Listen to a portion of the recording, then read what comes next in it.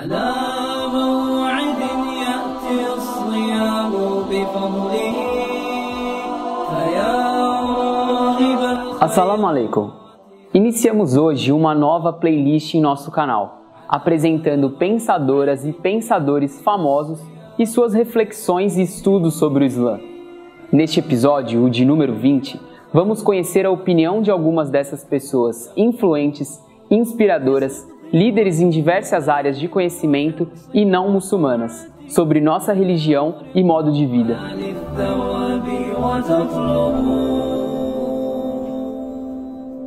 Assalamu alaikum. O Islã é definido no Alcorão como o Din, a religião natural do ser humano.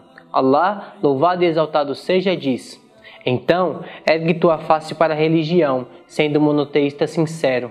Assim é a natureza feita por Allah. Desta forma, observamos no mundo uma pluralidade de escolhas religiosas, para além do Islã. Outro fato observado é que muitas pessoas conhecem o Islã sem segui-lo como religião, mas manifestam apreço por seu conjunto de ensinamentos. O Alcorão diz: e se Allah quisesse, haveria feito de vós uma única comunidade, mas não o fez, para pôr-vos à prova com o que vos concedeu. Então emulai-vos pelas boas ações. A vós, vossa religião, e a mim, minha religião. A partir de agora, vamos conhecer a opinião de importantes pensadores e pensadoras sobre o Islã. Sarojini Naidu foi escritora, poeta, ativista política indiana, primeira mulher a ser governadora na Índia, em 1947. Em 1917, fez um discurso sobre o Islã, no qual disse: a Irmandade é a doutrina fundamental ensinada pelo Islã. Irmandade na vida civil, intelectual e espiritual, no sentido de deixar outras religiões e credos livres para fazerem suas adorações. Isso é o que nós chamamos de tolerância moderna. Numa perspectiva maior, isso é o que chamamos de civilização. Isso é o que chamamos de real entendimento das características humanas. O senso de justiça é um dos ideais mais valiosos do Islã, porque quando eu leio o Alcorão, eu encontro aqueles que são os princípios dinâmicos da vida, não místicos, mas éticos, para a condução diária da vida adequada para todo o mundo. Quão visionária é a sabedoria que estabeleceu como lei religiosa aqueles princípios que tendem a conservar a humanidade ensinada pela religião. Qual o significado do Hajj? Fileiras de peregrinos vindo de várias terras, falando várias línguas, tendo várias tradições e costumes, que se reúnem no mesmo lugar para consolidar a irmandade que o Islã prega. Foi a primeira religião a pregar e praticar a democracia, pois na mesquita, a democracia do Islã toma forma nas 5 orações diárias, quando um plebeu e um monarca se ajoelham lado a lado e proclamam que Deus é o maior.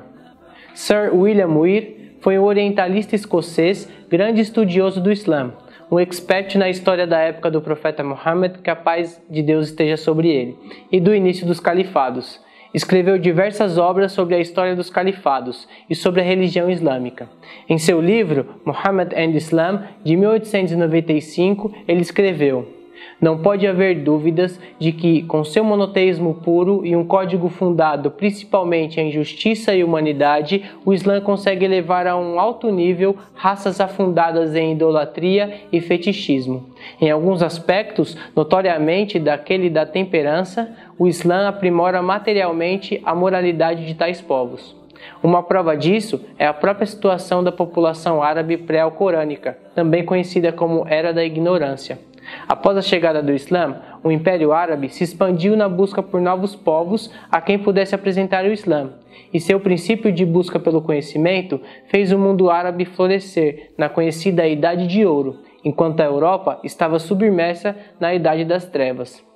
Jean-Baptiste Lierot foi um estudioso e intérprete entre o governo canadense e o povo originário Blackfoot. Durante o tempo de sua vida, frequentou um seminário. Foi autor do livro Études sur l'Islamisme, no qual escreveu: o Islã tinha o poder de pacificamente conquistar as almas, com a simplicidade de sua teologia, a clareza de seus dogmas e princípios, e o número definido de práticas obrigatórias, em contraste com o cristianismo, que tem se submetido continuamente às transformações, desde sua origem. O Islã tem se mantido idêntico.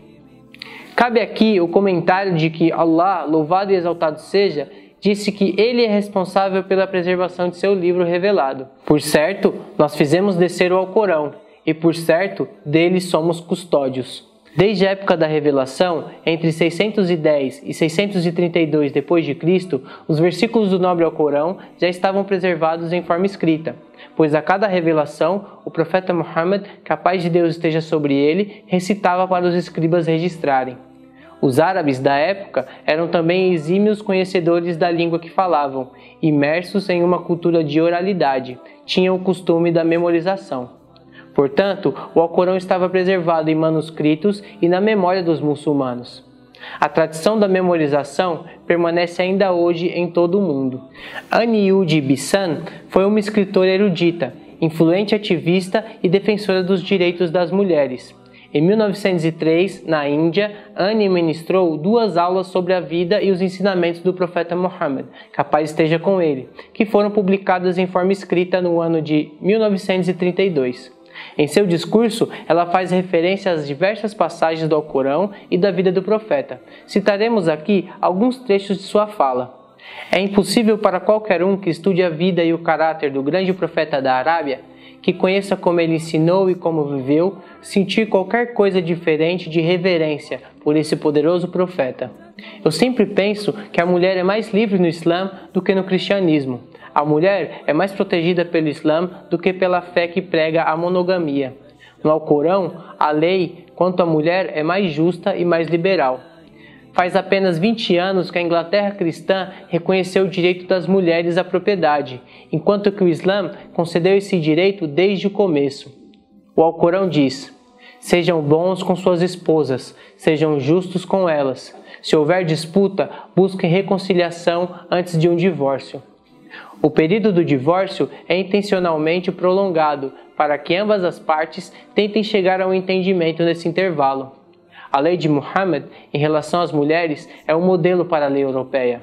Olhem para trás na história do Islã e vocês encontrarão mulheres que assumiram posições de liderança, no trono, no campo de batalha, na política, na literatura, na poesia, entre outros. É uma calúnia dizer que o Islã prega que as mulheres não têm alma. O Alcorão não autoriza isso. Ao contrário, ele estabelece expressamente: quem faz mal, com ele será recompensado, e não encontrará para si, além de Allah, protetor nem socorredor.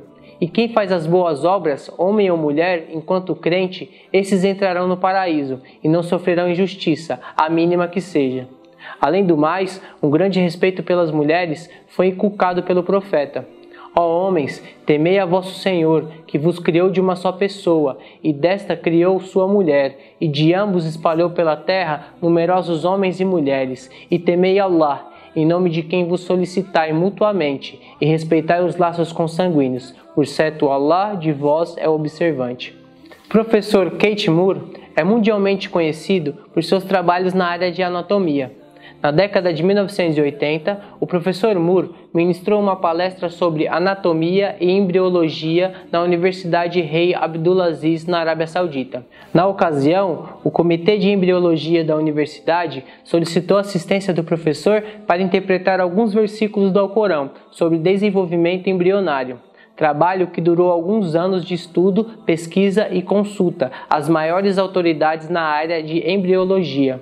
Ao concluir seu trabalho, ele declarou: o intenso estudo do Alcorão e dos ditos proféticos nos últimos 4 anos revelou um sistema para a classificação embrionária humana que é incrível, já que foi registrado no século VII. Até onde se sabe, na história da embriologia, pouco se conhecia sobre os estágios e a classificação dos embriões humanos até o século XX. Por esta razão, as descrições do embrião humano no Alcorão não podem ser baseadas no conhecimento científico do século VII. A única conclusão plausível é que essas descrições foram reveladas a Muhammad por Deus. Ele não tinha como saber desses detalhes, porque era um homem iletrado sem absolutamente nenhum treinamento científico. A mensagem do Islã convida todas as pessoas a refletirem sobre a criação e sobre as leis que a regem.